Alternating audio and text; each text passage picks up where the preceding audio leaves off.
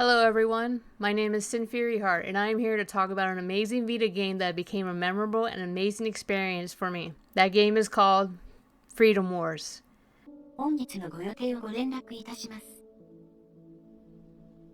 貢献活動に勤しむ。以上、ご確認をお願いいたします。 To this day, it is one of those games that helped me get into streaming and make Freedom War guides for my channel. My passion for video games was shown on 2 streaming platforms and it was a fun time interacting with the global community. To this day, I am still friends or still talk to people online that have been a part of that global community. What is Freedom Wars about?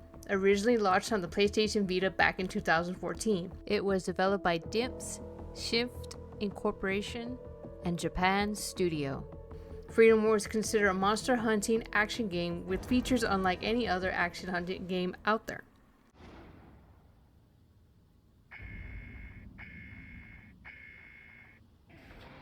敵アブダクターからシビリアンを救出し、護送機まで搬送してください。 PvE and PvP missions are involved. Capturing the flag and rescuing NPCs were also other missions available. Freedom Wars takes place in a post-apocalyptic setting where you're referred to as sinners and are forced to serve a sentence of 1 million years. In order to reduce those years, you must protect and fight for your panopticon. It is a large prison where you're constantly watched 24/7, but an android called an accessory follows you wherever you go. This accessory comes off as an annoyance early in the game, but later on becomes your best partner in battle. The first time I saw the Freedom Wars trailers was actually way back on the Game Trailers website. If you're around when it was still active, you know that this website is no longer available. But its YouTube channel is still active. I recently found out about this.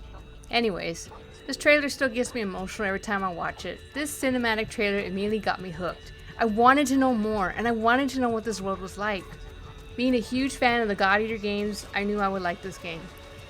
To my surprise, I later on found out that the developers involved with the God Eater games also made Freedom Wars as well. It made a lot of sense why it felt familiar but also new at the same time. I wanted to know more about this game and what the release date was. This Vita game came out at the right time in my life. When I finally bought Freedom Wars, I was immediately hooked. The game was addicting and I wanted to learn so much more. It really felt like the older God Eater games, but it had so much complexity. I just could not stop enjoying it.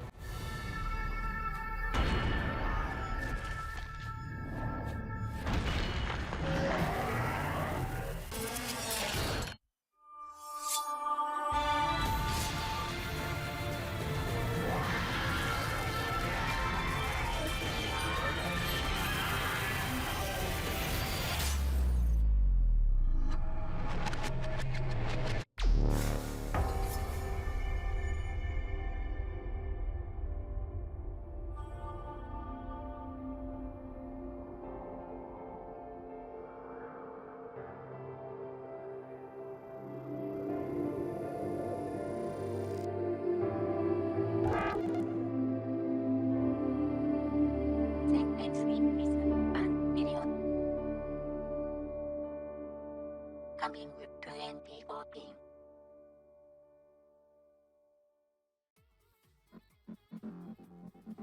The Thorns will always be the most memorable tool in the entire game. Not only does it let you move around the map like Spider-Man, yes, I use that example.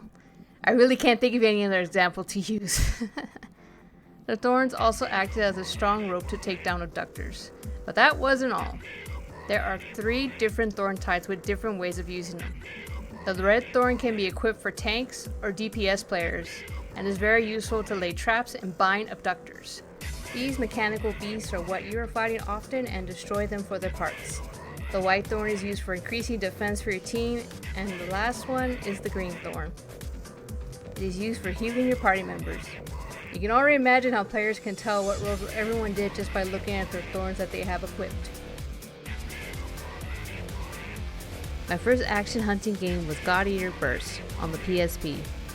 And as I mentioned before that the developers worked on both games, I knew that the controls and the monster designs would win me over. While some of the Abductors look odd and silly, the ones that are designed after creatures are the most memorable ones and were always the most difficult to fight. My favorite will always be the Dionia. I will be honest, I really didn't like fighting them because they were just so destructive and really hard to pin down. But once you figure out how to weaken them, you only have to worry about the tail grabbing you or a giant laser coming out of their mouth. It always felt like an adrenaline rush just to get out of the way. The giant laser was no joke. If anyone is in the Diana's line of fire, everyone on the field would take massive damage. So it was a major priority to take down the Diana before it made the mission even worse. ボランティアに復帰します。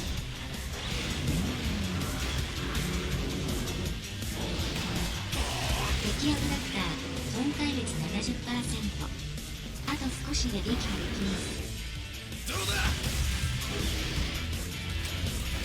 敵アブダクター追跡コールを開始しました。注意してください。敵アブダクター損壊率 70%。あと少しで撃破できます。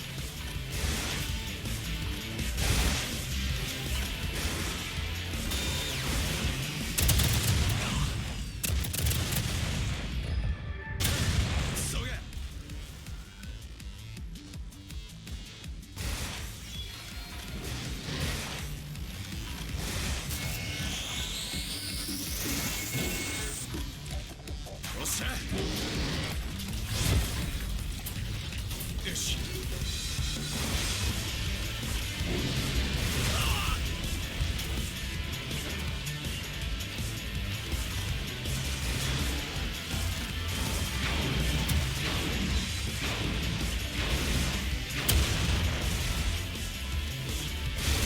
敵アブダクター一時的に無力化。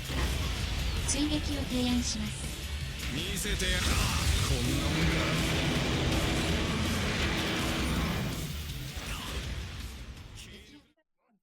My experience with the global community was very memorable in my opinion. I can only speak for the co-op PvE side of the community. I was never really good at PvP, so I always avoided it, but most of the PvP players were really nice, and those that did co-op missions with me were really chill people as well. Interacting with so many players online did help my Twitch channel to bring in a lot of viewers. While I'm nowhere near 500 followers, I am fine with that since most streamers understand that it's not easy to gain an audience from playing just one game. Of course, everyone's experience will be different.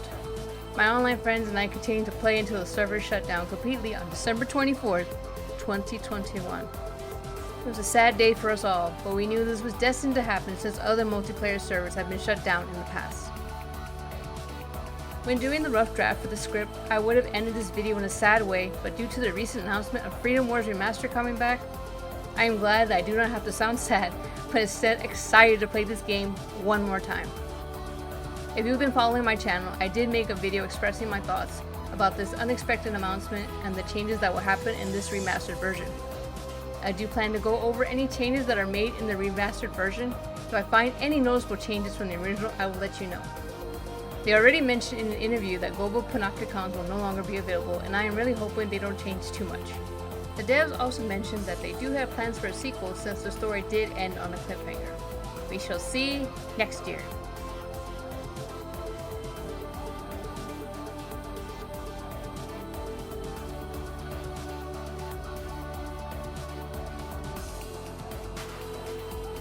During the month of May in 2022, there was a very unexpected term going around that made a lot of the Freedom Wars players go into shock.